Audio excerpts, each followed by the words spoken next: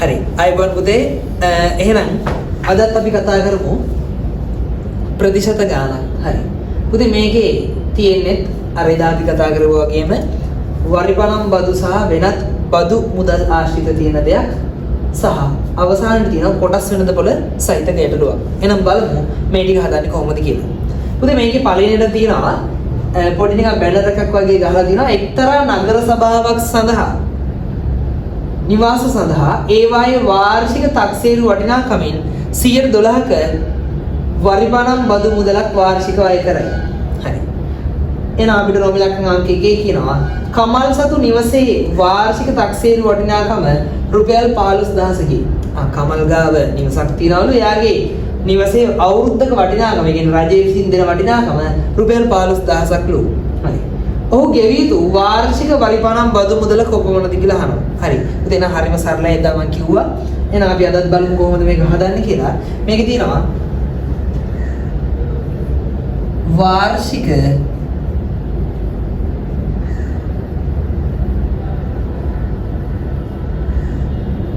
වරිපණම් බදු මුදල.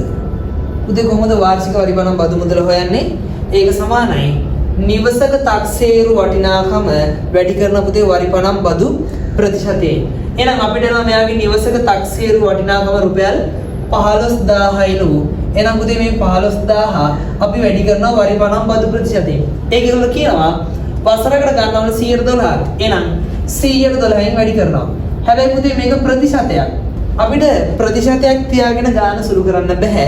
එහෙනම් මෙයා භාගයක් විදිහට ලියනවා. එහෙනම් අපිට එනවා මෙයාගේ 15000 වැඩි කිරීම 100න් 12යි. පුතේ. එහෙනම් 100න් 12යි. හරි. එහෙනම් අපිට පුළුවන් මෙයාගේ යට බිඳුව වලට උඩ බිඳු කපන්න.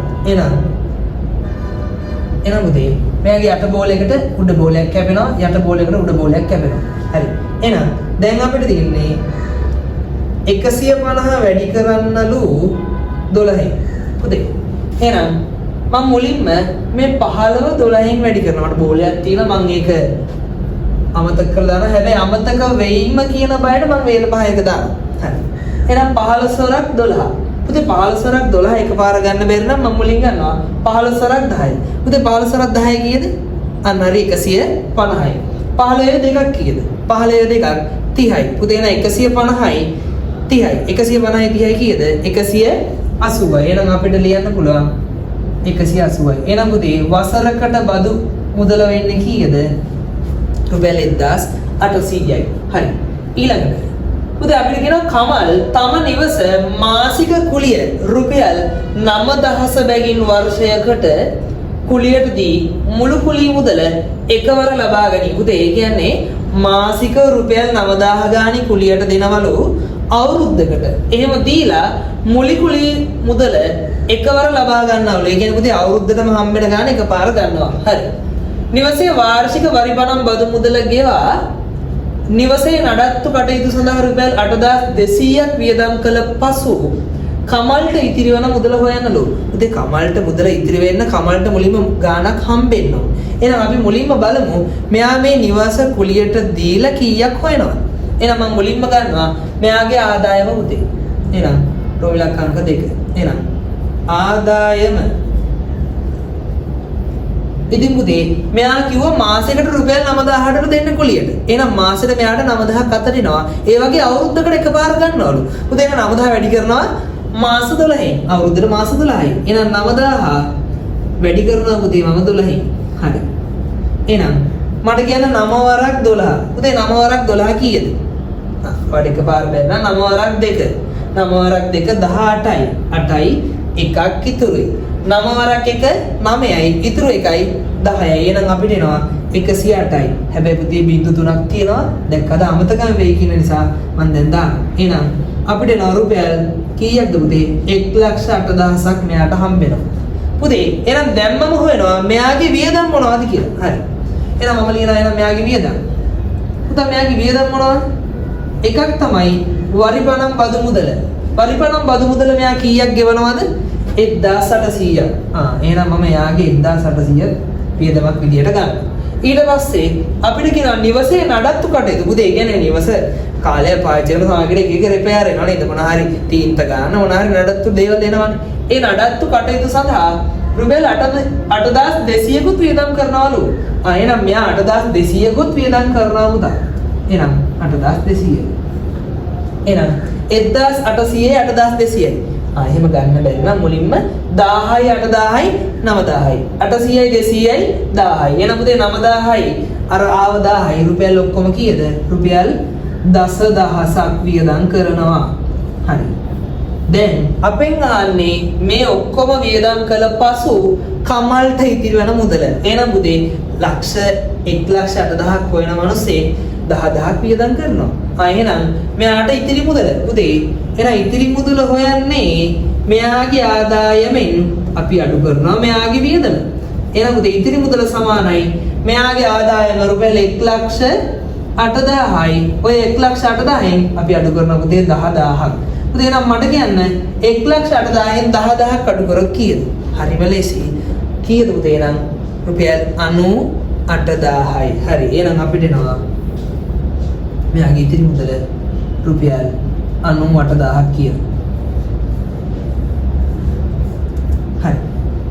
එහෙනම් අවසාන ගාන මොකක්ද පුතා අපිට තියෙනවා කමල්ට ඉතිරි වෙන මුදල කොටසක මිල රුපියල් 40ක් වෙන සමාගමක කොටස් මිලදී ගැනීම සඳහා ආයෝජනය කරනවලු. එහෙනම් පුතේ දැන් මේක කොටස් වෙනදපොළ සඳහා මෙයා ආයෝජනය කරනවා. පුතේ මොනවාද ආයෝජනයක් කියන්නේ?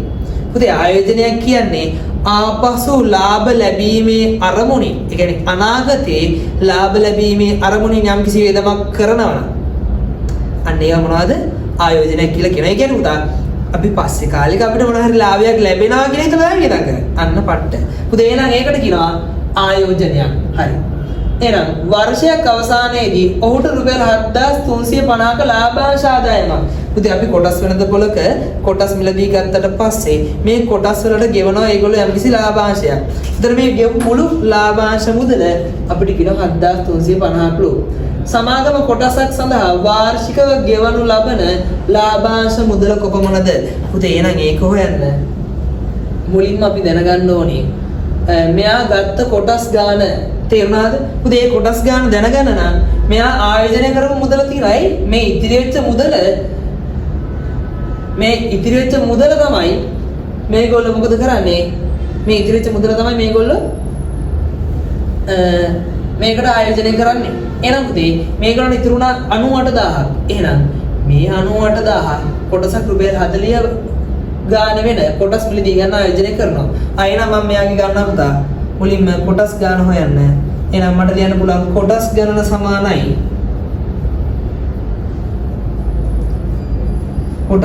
සමානයි ආයෝජනය බෙදනවා උදේ කොටසක වෙළඳපොළ මිලේ. කොටසක වෙළඳපොළ මිල.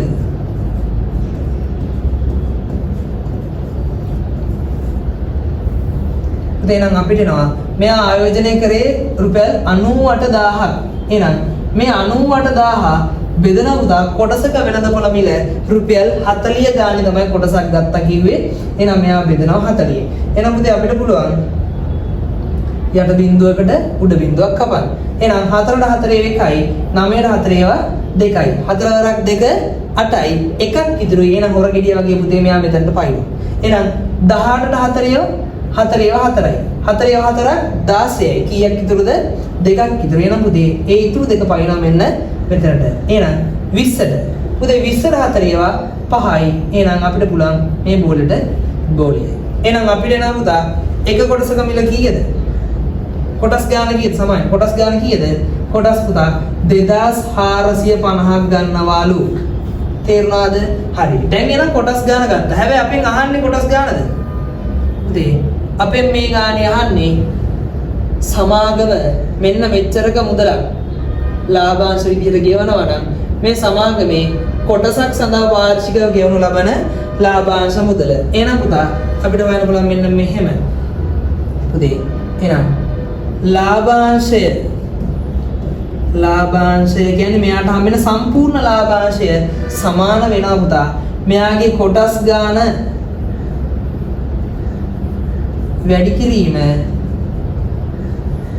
කොටසකට ගෙවන ලාභාංශය. කොටසකට ගෙවන ලාභාංශය. හරි. පුතේ මෙයාගේ සමස්ත ලාභාංශය මේගොල්ලෝ දුන්නා අපිට කීයයි කියලාද? අපිට දුන්නා පුතේ රුපියල් 7350යි. එහෙනම් මේ 7350 අපිට ගන්න පුළුවන් සම්පූර්ණ ලාභාංශය 7350යි. කොටස් ගණන ඒක දැන් හෙව්වා 2450යි. එහෙනම් ඒක වැඩි කරනවා කොටසක ලාභාංශය. ඒක දන්නේ නැහැ. එහෙනම් මම ගන්නවා x.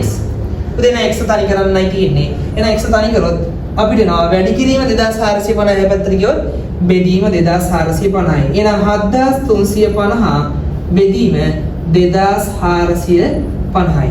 පුතේ නම් අපිට එනවා යට බෝලෙට උඩ බෝලයක් කැපෙනවා. එහෙනම් 245 ඒවා 735ට කීයක්ද කියලා. පුතේ 245 ඒවා කීයක් තියෙනවද හරියටම? දැන් අපිට එනවා 245ට 245 ඒවා එකයි. දෙකක් පුතේ 200යි 400යි 45යි 45යි 90යි 490යි. තුනක් එහෙනම් 490ක් ආව 490ට 200ක් ආව 690යි 45ක් ආව 735යි. එහෙනම් අපිට එනවා පුතා කීයද හරියටම 3යි. එහෙනම් පුතේ මේ එක කොටසකට ගෙවන ලාභාංශය එහෙනම් අපි ලියනවා එම නිසා කොටසකට අපෙන් අහන්නේ ඒක. එහෙනම් කොටසකට ගෙවන ලාභාංශය